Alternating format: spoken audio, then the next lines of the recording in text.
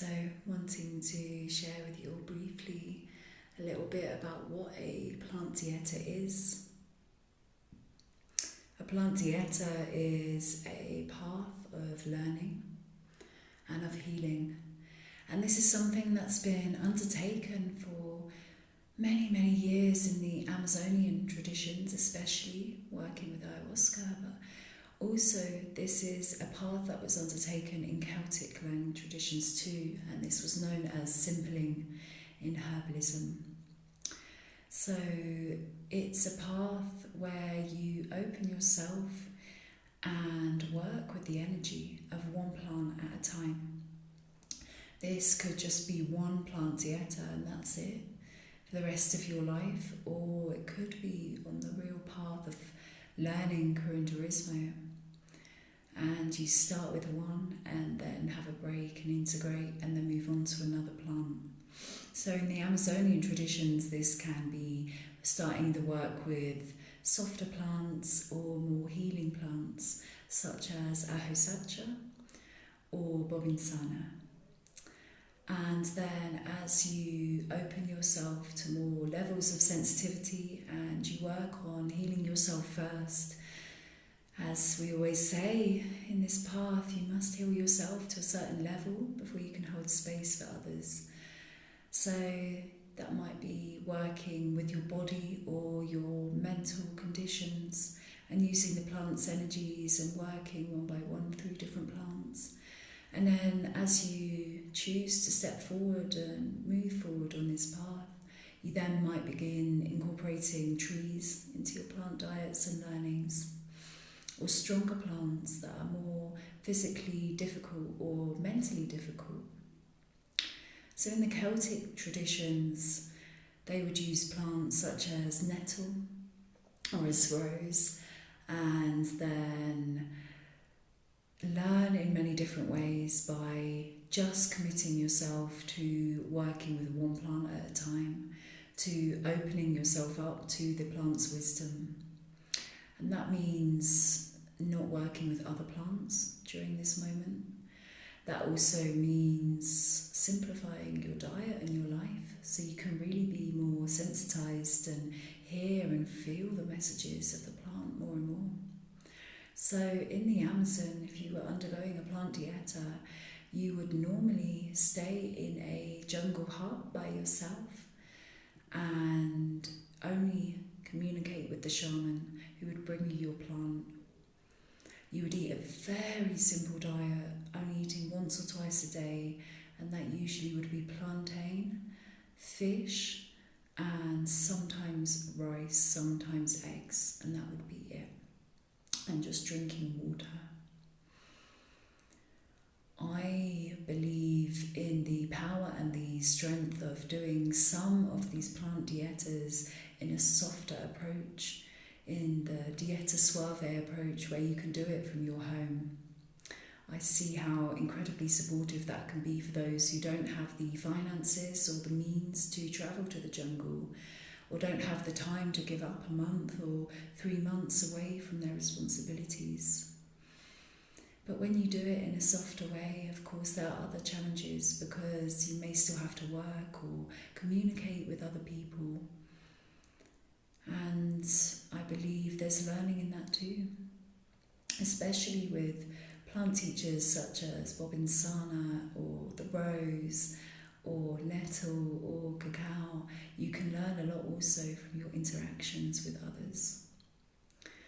But even if you're at home, to follow the diet, the dieta, the sacred plant dieta or immersion, there really must be a sense of reciprocity between you and the plant and a sense of sacrifice. What can you give up that the plant can then see that you've given up and sacrificed and be willing to enter more into your energetic field because you've also created space within your body. So I really recommend, even if you're doing this at home in a self-guided way, to give up salt if you can, to give up oil, processed foods. I always say the number one thing, and the Shipibo believe this as well, is to not eat pork, especially during a plant dieta, before and after, and you might feel yourself so sensitive afterwards that you may never want to eat it again, which is something I've experienced, because the Shipibo believe that pork is a cannibalistic energy, and they believe that pigs do not detox and they do not have the same lymphatic system, so they are not clean energetically. If you can, also giving up red meat during this time period and giving up your work with any other plant. So if you have a daily cup of cacao but you are on a rose dieta, unless it's a really long, soft, slow rose dieta, I would highly recommend you also give up that cacao. I would say don't work with blue lotus during that time. Don't work with strong herbs during that time either. It's also being really mindful about interactions with other people, so making sure you only do this when you're at a time in your life that you don't have to go to big events, go clubbing with friends, be in loud and difficult situations, because your sensitivity levels will be very, very high. And you might feel okay in the moment going to this, but then you might come home after and feel very, very tired, or like you've picked up something energetically. So it's just really being mindful about your surroundings and what you do with yourself during this time. It's all about creating space to listen to the plant itself. And within that process, it's about making your beautiful altar, specifically for this plant dieta, and then creating time, ideally every morning and evening, but sometimes if you have time, I recommend in the lunchtime or afternoon period as well, and using that moment to prepare your tea with your plant, or you'll have your tincture in front of you, and taking that and praying with that, and praying and connecting to your plant and your plant dieta, and then leaving space for meditation, for breath work, for journaling. Other things might start arising. You might feel really inspired to create a beautiful painting, piece of art, sing a song to do with your plant or about yourself. So inviting you to be dedicated to yourself, to the plant, and to the time and energy that this needs to make it a really beautiful relationship. Because it is a relationship. You're a human and you're a soul, and you're strong in your physical, mental and emotional and spiritual body, but you're also in that space of humbleness and acknowledgement and opening yourself to the beautiful spirit of the plant that you're choosing to meet and communicate with in this sacred and soft way.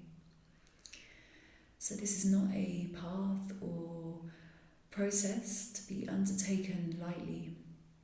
I will share one of my personal experiences of deep humbling when I journeyed with Grandfather Nettle and his spirit whilst I was in the UK.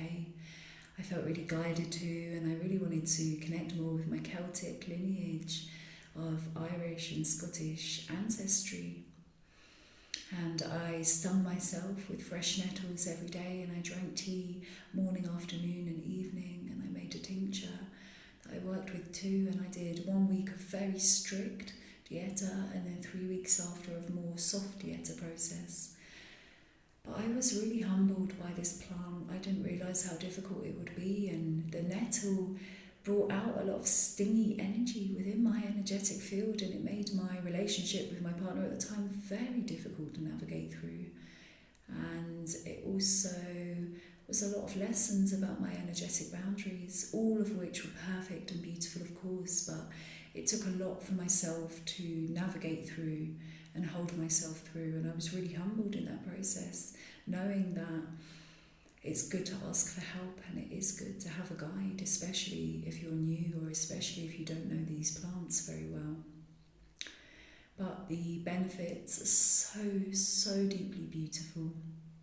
For example, every time I do a dieta with Bobinsana, she shows me again how beautiful my soul is, how beautiful my physical vessel is, and she sees and shows me how beautiful everyone and the world around me is too, and I transform again into seeing the world through the eyes of softness and love.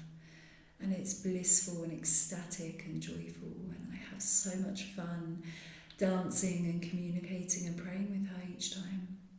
And she's transformed my life in so many ways. She's helped me release a lot of trauma around my heart space, a lot of trauma in my female lineage. So there's so many benefits to this path, and if you truly are feeling called to working with one specific plant, I really, really invite you to find a strong guide for this process, or to study really deeply and be really aware of what this entails. Even as the Dieta comes to an end, there is the option to seal the plant within your energetic field for as long as you want it, to continue that relationship and that conversation. That's not something I believe you have to necessarily do, but many people choose to do this and to have a plant ally so they can keep working with this plant's energies. And, in ayahuasca ceremonies and San Pedro ceremonies, mushroom ceremonies, have their plants still in the energetic field that they can talk to or be with. So this is a beautiful, beautiful journey to walk, whether you do it as a strong dieta by yourself in the jungle led by a shaman, whether you do a soft online or in-person guided dieta, or simply a plant immersion. There's so many benefits, and I pray that you, if you are feeling the call, find the right way of navigating in this world with humbleness and grace.